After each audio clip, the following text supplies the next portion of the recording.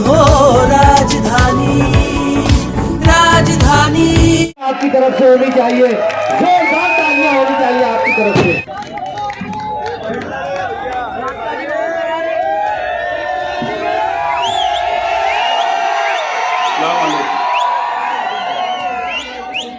मंच पे तशरीफ फरमा शेख रशीद साहब, तायरा शेख रशीद साहिबा, राजेंद्र भोसले साहब, पप्पू पाटिल साहब, तमामी corporator, standing chairman, ex standing chairman, Rashtravadi Congress party के मेरे तमामी ओहदेदार साथी, तमामी सेल के अध्यक्ष, स्टेज के बाजू में बैठे हुए तमामी मेरी बहनें, मेरे सामने तशरीफ फरमा तमामी बुजुर्ग हजरत, तमामी नौजवान साथी,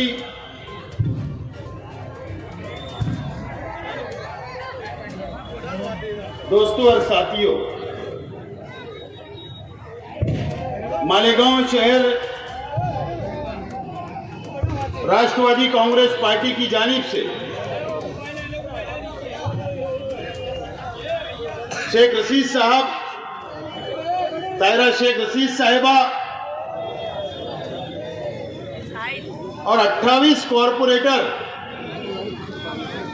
और साबिक कॉरपोरेटर और कई हमारे साथी जो मुंबई में 27 तारीख को राष्ट्रवादी कांग्रेस पार्टी के अंदर शामिल हुए,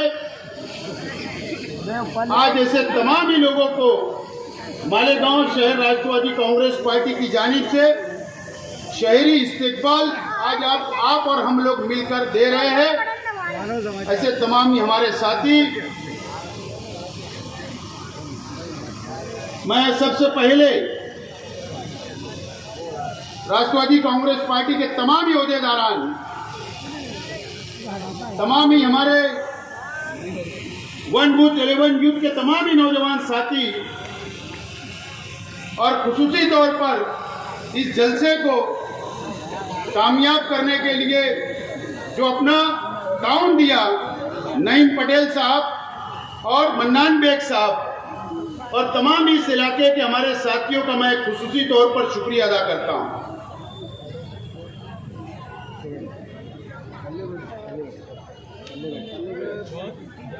जहां तक मुझे समझता है कि इस ग्राउंड के ऊपर हमारा ये पहला जलसा है। इससे पहले हमने कभी भी इस ग्राउंड के ऊपर जलसा नहीं लिया। कई सियासी पार्टियों के जलसे यहां पर होते हैं और हमने जानबूझकर, ए बेटा प्लीज आवाज नहीं, इधर से साइड से, जानबूझकर हमने ये ग्राउंड के ऊपर जलसा लेने का ऐलान किया, क्योंकि ये गुमान नहीं होना चाहिए दूसरी सियासी पार्टियों को कि सिर्फ ये ग्राउंड हम ही भर सकते हैं और हमारा ही जलसा कामयाब हो सकता है। और आज तो कोई सियासी माहौल नहीं है, सिर्फ शेख रशीद साहब और तमाम ही हमारे साथियों का ये इस्तेकबालिया जलसा है। और आप लोगों को मैं मुबारकबाद देता हूं कि आपने वो कर दिखाया और उनको मुंह तोड़ जवाब दिया कि हमारे में भी इतनी ताकत है कि हम कोई भी शहर का ग्राउंड भर सकते हैं। आज मैं बहुत डेवलपमेंट के ऊपर बात नहीं करने वाला, आज मैं बहुत तामीर और तरक्की की बात नहीं करने वाला हूं,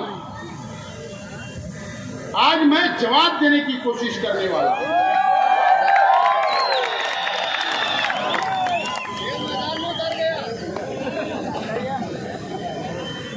हमारे शहर के हमारे मुखालिफ पार्टियों के सियासी लीडरान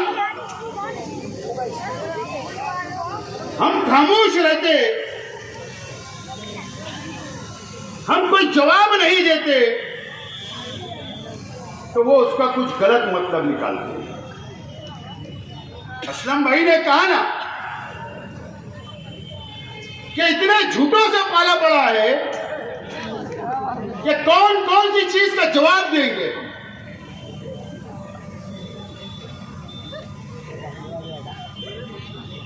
शहर के अंदर 2-3 मामला बहुत गर्म है। ईदगाह जॉगिंग ट्रैक,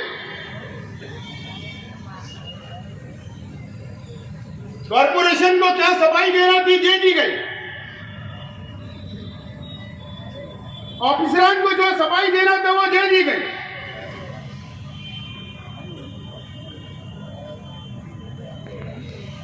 यह हमारा मस्जिद और मीनारों का शहर है।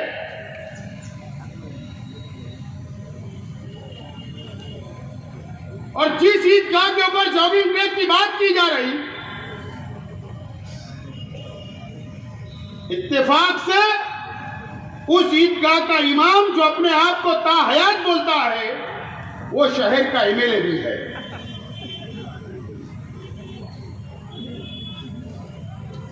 मेरी नजर उस मामले के ऊपर लगी हुई थी। मैं सोच रहा था कि वक्त आएगा तो जवाब भी दिया जाएगा और सवाल भी पूछा जाएगा। मामला 23 जनवरी को संग बुनियाद रखा जाता है जॉगिंग ट्रैक का, सुबह 6 बजे, और 30 तारीख तक शहर का एमएलए खामोश रहता है, खामोश, कुछ नहीं बोलता। मेरे पास सब सबूत लेकर मैं आज आया हूं।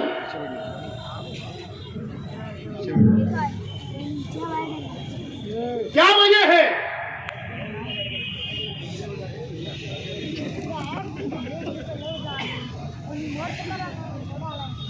मैं जिम्मेदारी से बोल रहा हूं।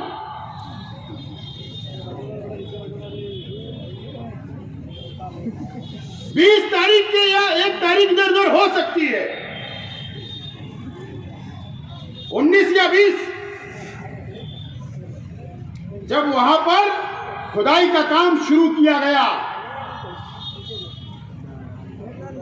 सिर्फ ईदगाह ग्राउंड या पुलिस ग्राउंड के ऊपर जॉगिंग ट्रैक नहीं बनने वाला, बल्कि कॉलेज ग्राउंड के ऊपर भी जॉगिंग ट्रैक बनने वाला है।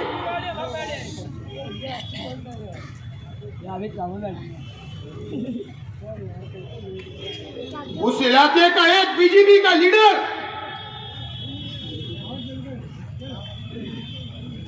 जो चंद मुसलमानों को बुलाकर, जो कॉलेज उसकी है वो बुलाकर खुफिया मीटिंग उसने की। पुलिस डिपार्टमेंट मेरी बात को नोट करे और तहकीक करे। खुफिया मीटिंग बीजेपी के लोगों के साथ की गई और उसके बाद जो चंद मुसलमानों को बुलाया गया, उसमें मेरे पास भी मैसेज आया कि आप आवाज उठाओ, आप आवाज उठाओ। वो मुसलमानों को लड़ाना चाहता,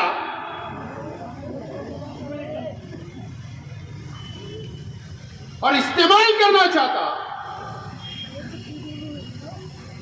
उसके बाद मेरे कान पे बात आई, मैंने कुछ जवाब नहीं दिया।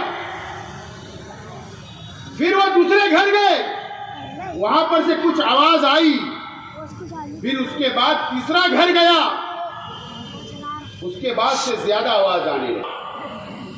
अगर मंत्री को मिलना है मंत्रालय में, मैं जमीयतुल उलमा के खिलाफ नहीं हूं, मैं जमीयतुल उलमा के ओहदेदारान के खिलाफ नहीं हूं, या उस वक्त के अंदर कोई वकील शामिल होगा, मैं उसके खिलाफ नहीं हूं। मेरा सवाल है कि बाला साहब थोराट से अपॉइंटमेंट किसने लेकर दिया, इसका जवाब यह शहर जानना चाहता है। क्यों शहर के एमएलए ने अपॉइंटमेंट लिया, टाइम लिया था? और उस वक्त के अंदर शहर का एमएलए क्यों मौजूद नहीं था? इसका जवाब भी इस शहर के आवाम को चाहिए। क्या वजह है? मंत्री एमएलए को पहले टाइम देते, एमएलए का मंत्री की मुलाकात होती। इसके पीछे भी बीजेपी के लीडर की साजिश है और पूरी चक्री अगर आप देखेंगे, पूरा ग्राउंड, पूरी प्लानिंग, तो बीजेपी का लीडर इसका मास्टर माइंड निकलेगा। मैं जिम्मेदारी से बोलता हूं, इसका जवाब देना होगा। मैं आज साफ तौर पर यह कहना चाहता हूं कि लड़ाई दो सिमतों में क्यों की जा रही है। जॉगिंग टेप की लड़ाई दो सिमतों में क्यों की जा रही है?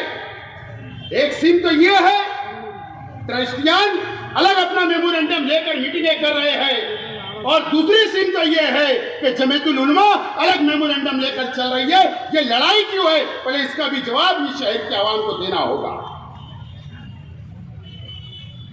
इसका जवाब देना होगा।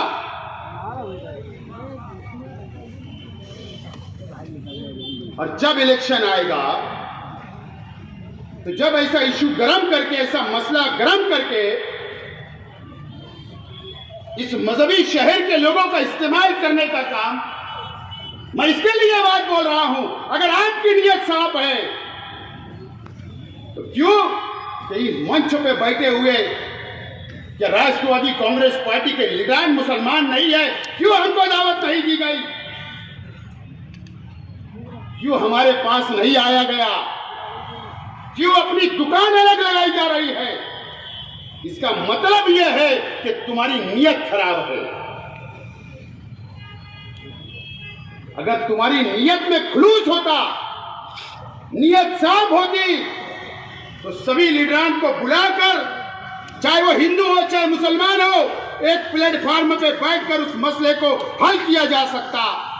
लेकिन आपकी नीयत खराब है और आपका मास्टरमाइंड बीजेपी वाले अगर आपको चला रहे हैं, तो फिर जो हो रहा है वो तो होना ही है।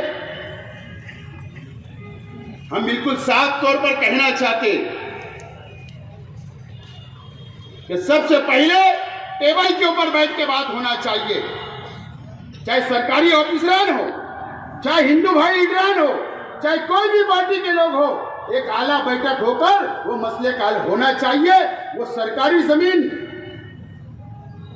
20 गुंठा जमीन ईदगाह की है, 20 गुंठा। जो ईदगाह ट्रस्ट, जो कैंप की, ये कैंप की ईदगाह थी, उसका ट्रस्ट और कैंप के लोग थे। अभी भी कैंप के लोग उसके अंदर शामिल है, वो तो नजर ही नहीं आ रहे। जो फाउंडर ट्रस्ट है, आज तक मुझे नजर नहीं आए, आज तक मेमोरेंडम पे सही नहीं, आज तक वो कई फोटो में नजर नहीं आए। सिर्फ 20 गुंठा जमीन, और उस वक्त अब्दुल रहमान अंतोले साहब चीफ मिनिस्टर थे। ये करार हुआ, ये एग्रीमेंट हुआ कि ईद के लिए, बकरीद के लिए, 26 जनवरी, 15 अगस्त, 1 मई महाराष्ट्र डे,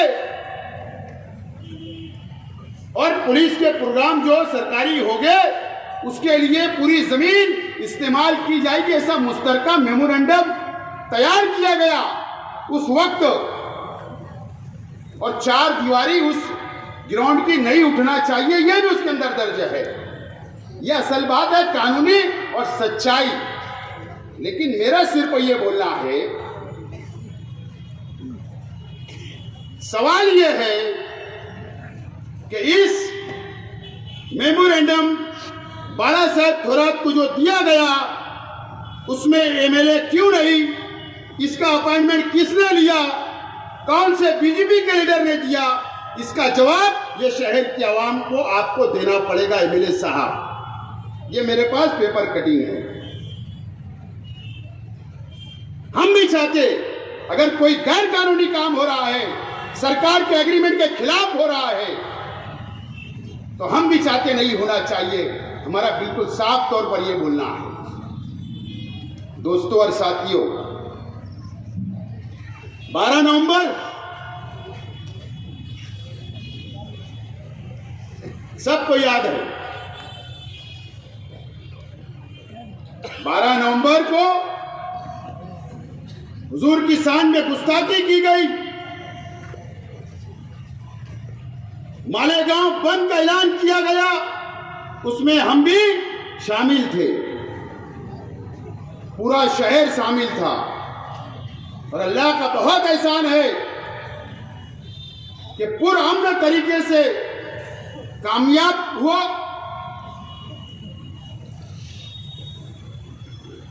अब जो सारा हॉस्पिटल के पास हुआ,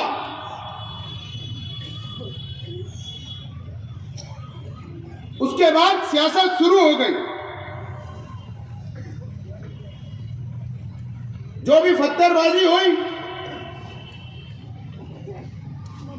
और पहले ही दिन से